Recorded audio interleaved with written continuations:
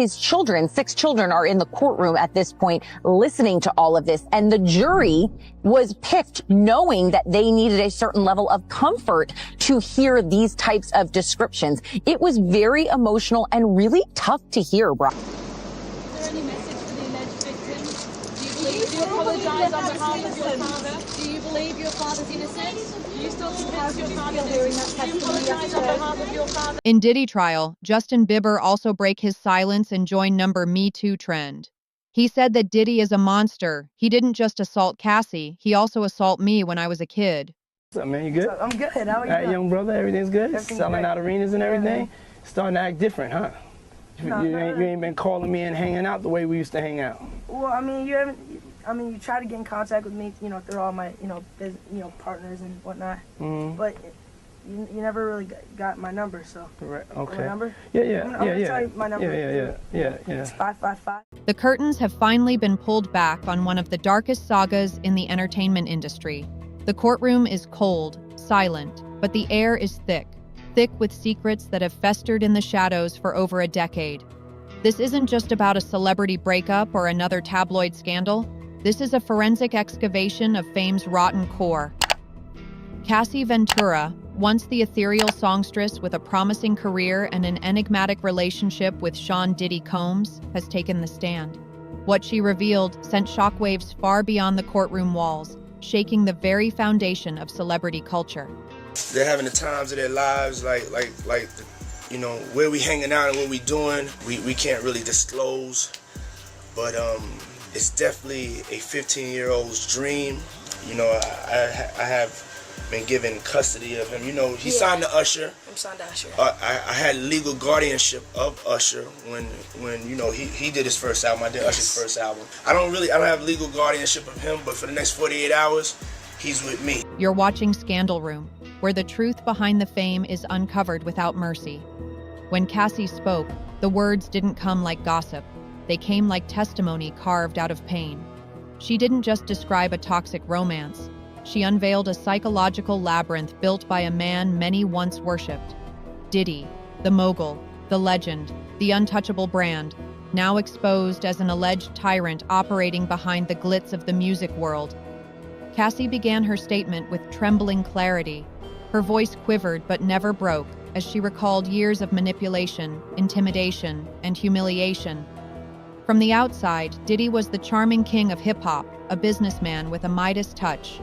But behind closed doors, Cassie described him as a controlling narcissist obsessed with dominance, an emotional puppeteer who saw people, especially women, as possessions to be bent to his will. I did something that really hurt him. I did something very immature and stupid. It damaged the idea of me for you. Yeah, I think so too. She went out and did things that hurt me, and so it was just this hurt. She hurt me. And then before tour, we just really stopped talking. I was really upset. One of the most twisted aspects of Cassie's account centered around Diddy's obsession with the late Kim Porter, the mother of his children. Cassie told the court that no matter how deep their relationship seemed, she was always second to Kim, treated not like a partner, but like a shadow. Diddy spent every major holiday with Kim, leaving Cassie alone during what should have been the most intimate shared moments. He didn't allow her to visit her own family. She described countless nights crying, abandoned during Christmas, while Diddy lavished attention on someone else. It wasn't just neglect. It was a calculated form of control. Cassie recalled a disturbing shrine Diddy kept for Kim. Her photo, prominently displayed in the house, was treated like a sacred idol. He would force Cassie to see it every day, then compare them cruelly, telling her that Kim was the mother of his kingdom and that Cassie would never be more than a placeholder. "You'll never be her," he allegedly told her more than once, making it clear that no amount of loyalty would ever elevate her in his eyes. It was emotional warfare disguised as romantic hierarchy. I'm assuming that one day you're gonna be a dad, right? Yeah. So picture this, we got either Justin Jr. sitting on your lap or little Justine sitting on your lap. Yep. When they say, Dad, what was the best part about your teenage years, what would you say? I would say best part of the teenage years. got shut off perfect timing. I know, right? That was like We're getting huge. deep. It's on Yeah, we're getting purpose. deep. Deep. What was it? Owning a Ferrari. No, not that. Going deeper than The that. sickest part when I was probably my relationship with my ex-girlfriend. That's deep. That's deep. That was on the list of things we're not allowed to talk about. Yeah, well, I'm not gonna talk about it, but I'm just gonna say that and we'll leave it there. Yeah, man. Right. Hey, truly appreciate your Thank you. time hanging with us, brother. Justin Bieber, everybody. And then there was Gina Huyn. Cassie testified that Gina wasn't just another name, she was a weapon. Diddy, she claimed, would parade Gina around deliberately, flaunting her in public and private, daring Cassie to break. He reportedly bragged about sleeping with Gina while Cassie was in the same house, pushing her to psychological limits. He invited Gina to events where Cassie would be present, knowing full well the pain and humiliation it caused. It wasn't infidelity, it was performance art in psychological domination. Gina, in Diddy's twisted reality, was a tool to reinforce Cassie's supposed replaceability. The spiral only went deeper. Cassie testified that Diddy's drug use was rampant and dangerous.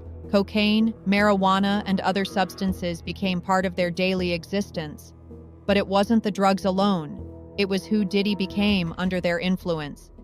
Cassie described violent outbursts, nights filled with screams, shattered glass, and bruises. One incident stood out with particular horror. Diddy, enraged after an argument, allegedly punched her in the face, then forced her to apologize for disrespecting him. The audacity of the gaslighting was chilling, turning abuse into punishment and making her believe she deserved it. Surveillance, isolation, and emotional imprisonment were constant. Cassie described living in a luxury cage, watched by private security, unable to make personal calls without permission, and stripped of her autonomy.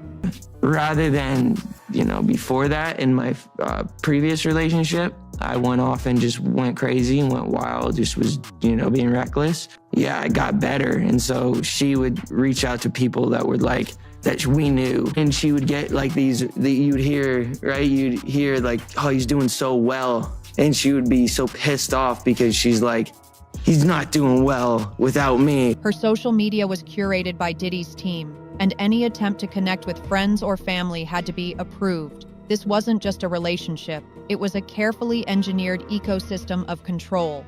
Diddy, according to her testimony, ran his empire like a cult, with himself at the center, idolized, obeyed, and never questioned. The rot didn't stop with personal abuse. Cassie alleged that Diddy's cruelty extended to others in his circle, musicians, assistants, and even celebrities. He would play puppet master with their careers and personal lives, spreading rumors, creating rivalries, and using his influence to make or break people at will. Does it rhyme with Melina? Here's the thing. Does it rhyme with Melina? I just never know what women are thinking. Because it's just they say one thing and they mean another thing, and they're like, do this, and then, no, don't do this. And then I'm like, what do you mean? Yeah. Or they're kissing you and then they push you off of them, and then I'm like, but why? What's going on? According to her, he manipulated not only women, but everyone within arm's reach, ensuring his throne was built on silence and submission. Then came a detail that sent literal gasps through the courtroom. Cassie claimed that Diddy was deeply and disturbingly obsessed with actor Michael B. Jordan. It wasn't admiration, it was something darker. Cassie said Diddy watched Michael's interviews on loop, praised his looks obsessively, and even tried to imitate his clothing and mannerisms. It reached a breaking point when she casually complimented Michael's acting in a movie. Diddy, according to her, hurled a wine glass across the room in a jealous rage and accused her of lusting after other men. The lines between envy, attraction, and control blurred into something far more sinister. But what happened with Kid Cutie might be the most damning revelation yet. Lawyers for Sean Combs are expected to wrap up cross-examination for his ex-girlfriend Cassie Ventura today at the music mogul's criminal trial. Cassie testified that during a particularly low point, she confided in Cutie about her struggles. When Diddy found out, he allegedly threatened Cutie's life. Shortly after, Cutie's car mysteriously exploded in his driveway. No legal connection has been confirmed, but the insinuation was chilling. The courtroom sat in stunned silence. It wasn't just emotional abuse anymore, it was potential criminal violence. And Cassie is no longer alone. Former employees have started to speak. One bodyguard testified that Diddy instructed him to keep Cassie in line. Another said he witnessed Diddy slap her at a party. These aren't anonymous sources. They're people who lived in the belly of the beast. The image of the smooth-talking mogul is unraveling fast, replaced by someone far more volatile. The reaction from fans has been seismic. Twitter, TikTok, and Instagram exploded with disbelief, horror, and heartbreak. Many longtime supporters of Diddy now feel betrayed. "I grew up admiring him," one post read, "but this is unforgivable." Another fan wrote, "Cassie's bravery is everything. She deserves the world for surviving this." The tide is turning, and it's turning fast. The illusion of Diddy as a glamorous icon is crumbling, and in its place stands something far more horrifying. And what about Diddy's team? Unsurprisingly, they deny everything. His lawyers call the allegations unfounded and motivated by financial gain. But the court isn't swayed so easily. With more testimony stacking up and more witnesses corroborating Cassie's claims, the scales are tilting away from the once unbreakable icon. The media, of course, is feasting on every detail, but beneath the sensational headlines is something more profound, a reckoning. Fame is no longer a shield. Power can no longer silence. Will Diddy be held accountable, or will fame once again win over truth?